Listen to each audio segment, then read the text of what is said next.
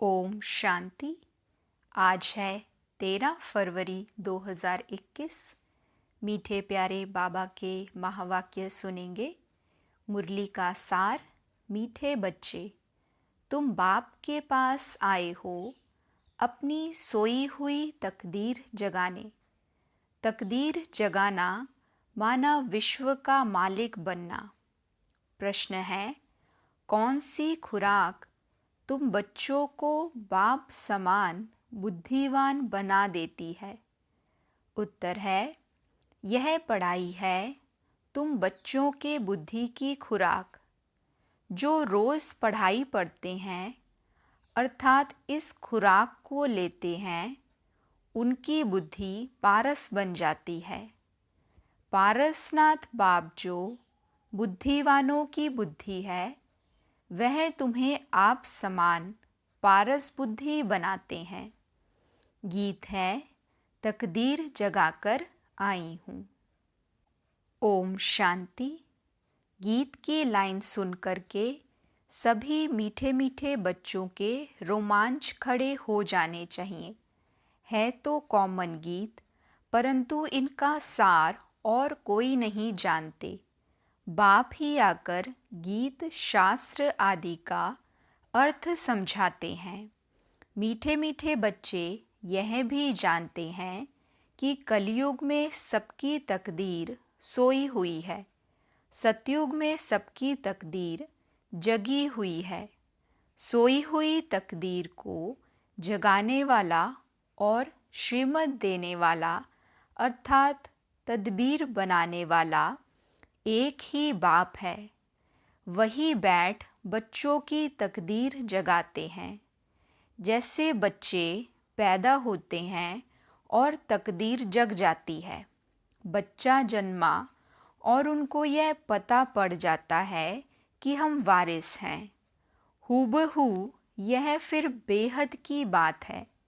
बच्चे जानते हैं कल्प कल्प हमारी तकदीर जगती है, फिर सो जाती है। पावन बनते हैं तो तकदीर जगती है। पावन ग्रस्त आश्रम कहा जाता है। आश्रम अक्षर पवित्र होता है। पवित्र ग्रस्त आश्रम उनके अगेंस्ट फिर है अपवित्र पतित ग्रस्त आश्रम।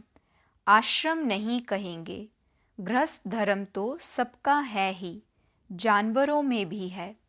बच्चे तो सब पैदा करते ही हैं, जानवरों को भी कहेंगे गृहस्थ धर्म में है। अब बच्चे जानते हैं हम स्वर्ग में पवित्र गृहस्थ आश्रम में थे, देवी देवता थे। उन्हों की महिमा भी गाते हैं, सर्वगुण संपन्न 16 कला संपूर्ण।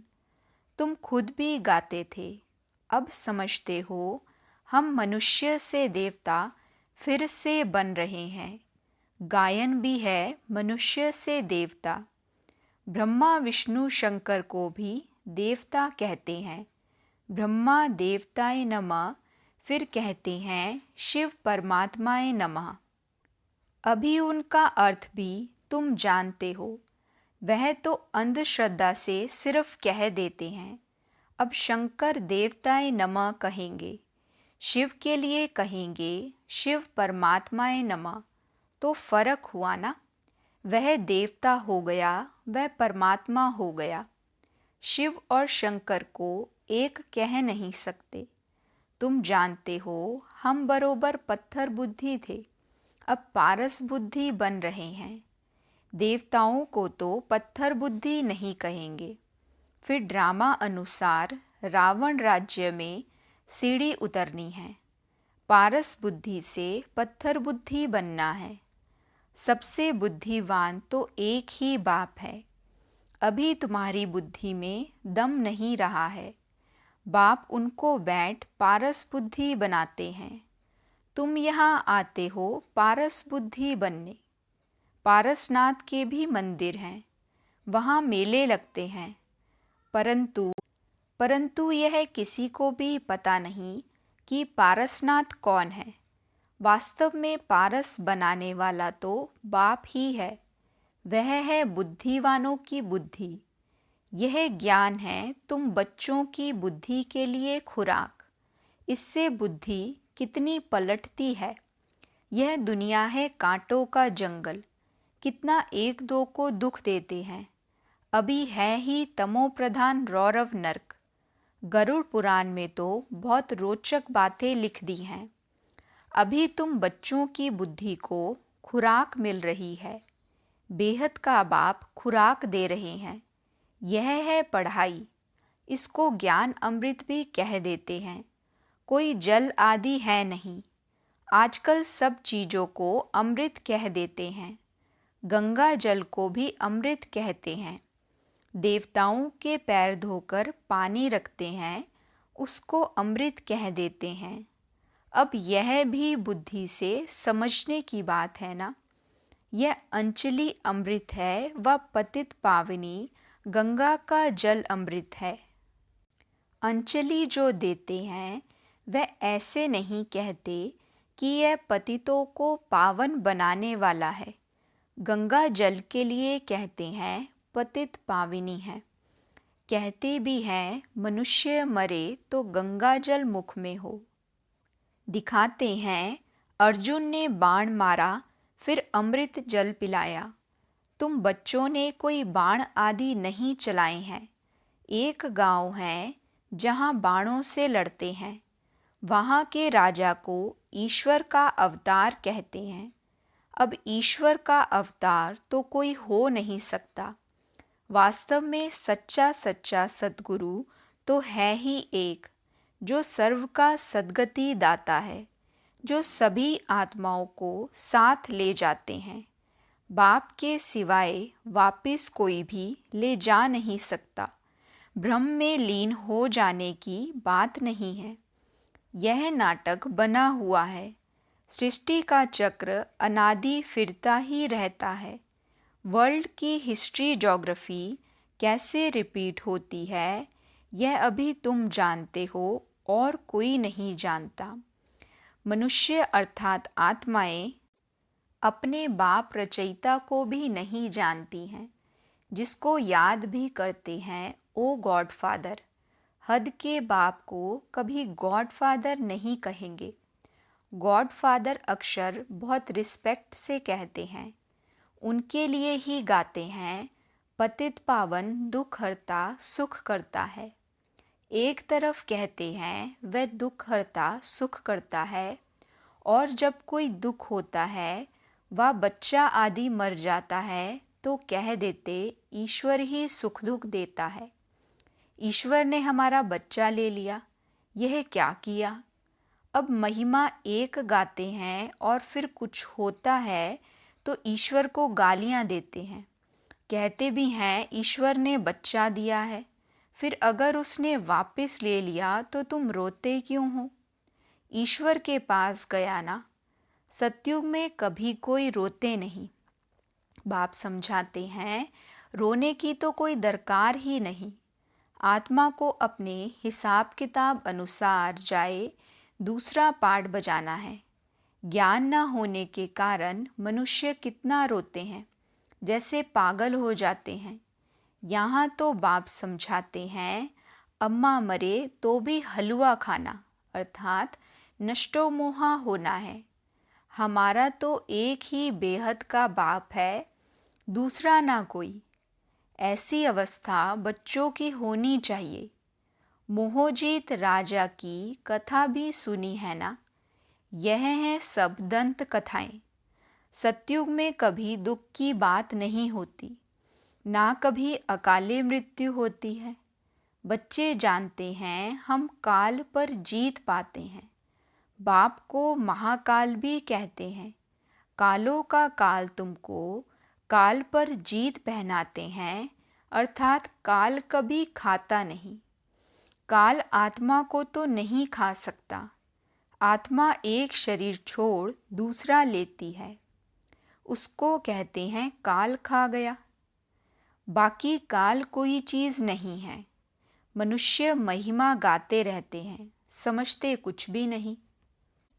गाते हैं अच्युतम केशवम, अर्थ कुछ नहीं समझते। बिल्कुल ही मनुष्य समझ से बाहर हो गए हैं। बाप समझाते हैं ये 5 विकार तुम्हारी बुद्धि को कितना खराब कर देते हैं। कितने मनुष्य बद्रीनाथ आदि पर जाते हैं। आज 2 लाख गए, 4 लाख हो गए। बड़े बड़े ऑफिसर्स भी जाते हैं तीर्थ करने। तुम तो जाते नहीं हो। तो वह कहेंगे यह बीके तो नास्तिक हैं क्योंकि भक्ति नहीं करते। तुम फिर कहते हो जो भगवान को नहीं जानते वो नास्तिक हैं। बाप को तो कोई नहीं जानते, इसलिए इनको ऑर्फन की दुनिया कहा जाता है। कितना आपस में लड़ते झगड़ते रहते हैं। यह सारी दुनिया बाबा का घर है ना। बाप सारी दुनिया के बच्चों को पतित से पावन बनाने आते हैं। आधा कल बरोबर पावन दुनिया थी ना। गाते भी हैं राम राजा राम प्रजा, राम साहूकार है। वहाँ फिर अधर्म की बात कैसे हो सकती। कहते भी हैं वहाँ शेर बकरी इकट्ठे जल पीते हैं। फिर वहाँ रावण आदि कहाँ से आए, समझते नहीं। बाहर वाले तो ऐसी बातें सुनकर हंसते हैं। तुम बच्चे जानते हो अभी ज्ञान का सागर बाप आकर हमें ज्ञान देते हैं। यह पतित दुनिया है ना। अब प्रेरणा से पतितों को पावन बनाएंगे क्या। बुलाते हैं हे पतित पावन आओ, आकर हमको पावन बनाओ। तो ज़रूर भारत में ही आया था। अब भी कहते हैं मैं ज्ञान का सागर आया हूँ। तुम बच्चे जानते हो शिव बाबा में ही सारा ज्ञान है। वही बाप बैठ बच्चों को यह सब बातें समझाते हैं। शास्त्रों में सब है दंत कथाएं। नाम रख दिया है व्यास भगवान ने शास्त्र बनाए। अब वह व्यास था भक्ति मार्ग का।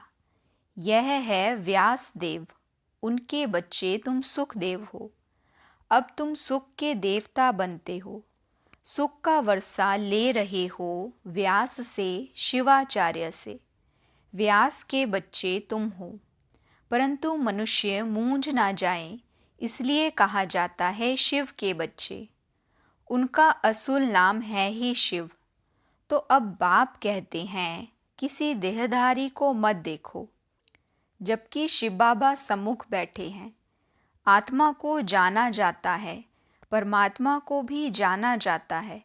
वह परमपिता परमात्मा शिव, वही आकर पतित से पावन बनने का रास्ता बताते हैं। कहते हैं मैं तुम आत्माओं का बाप हूँ। आत्मा को रियलाइज किया जाता है, देखा नहीं जाता है। बाप पूछते हैं अब तुमने अपनी आत्मा को रियलाइज किया। कितनी छोटी सी आत्मा में अविनाशी पाठ नूंदा हुआ है, जैसे एक रिकॉर्ड है। तुम जानते हो हम आत्मा ही शरीर धारण करती हैं। पहले तुम देह अभिमानी थे, अब देही अभिमानी बनो। तुम जानते हो हम आत्मा 84 जन्म लेती है, उनका अंत होता नहीं। कोई पूछते हैं ये ड्रामा कब से शुरू हुआ, परंतु यह तो अनादि है, कभी विनाश नहीं होता। इनको कहा जाता है बना बनाया अविनाशी वर्ल्ड ड्रामा। तो बाप बैठ बच्चों को समझाते हैं, जैसे अनपढ़ बच्चों को पढ़ाई दी जाती है। आत्मा ही शरीर में रहती है। यह है पत्थर बुद्धि के लिए फूड अर्थात भोजन। बुद्धि को समझ मिली है। तुम बच्चों के लिए बाबा ने चित्र बनवाए हैं। है बहुत सहज। यह है त्रिमूर्ति ब्रह्मा विष्णु शंकर। अब ब्रह्मा को भी त्रिमूर्ति क्यों कहते हैं? देव देव महादेव। एक दो के ऊपर रखते हैं, अर्थ कुछ भी नहीं जानते। अब ब्रह्मा देवता कैसे हो सकता? प्रजापिता ब्रह्मा तो यहाँ होना चाहिए। यह बातें कोई शास्त्रों में नहीं हैं। बाप कहते हैं मैं इस शरीर में प्रवेश कर इन द्वारा तुमको समझाता हूँ, इनको अपना बनाता हूँ, इनके बहुत जन्मों के अंत में आता हूँ। यह भी 5 विकारों का संन्यास करते हैं। संन्यास करने वाले को योगी ऋषि कहा जाता है। अभी तुम राज ऋषि बने हो। 5 विकारों का संन्यास तुमने किया है तो नाम बदलता है। तुम तो राजयोगी बनते हो। तुम प्रतिज्ञा करते हो।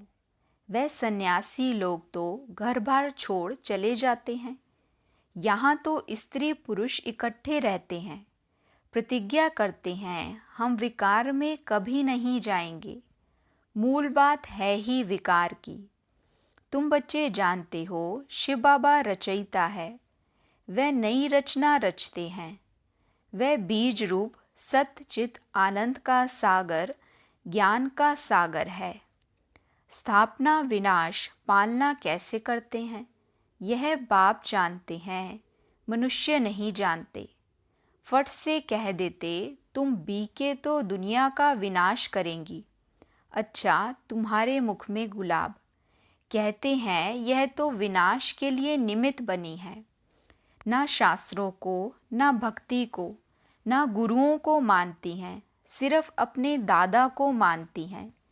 लेकिन बाप तो खुद कहते हैं यह पतित शरीर है, मैंने इनमें प्रवेश किया है। पतित दुनिया में तो कोई पावन होता नहीं। मनुष्य तो जो सुनी सुनाई बातें सुनते हैं वह बोल देते हैं। ऐसी सुनी सुनाई बातों से तो भारत दुर्गति को पाया है।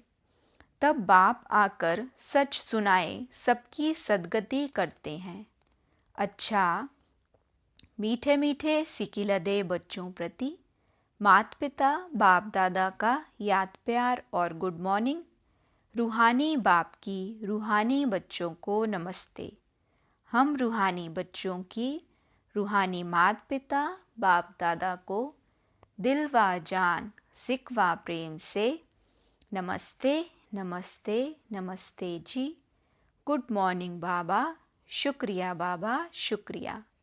वहाँ मेरा भाग्य, वहाँ मेरे भाग्य विदाता बाबा।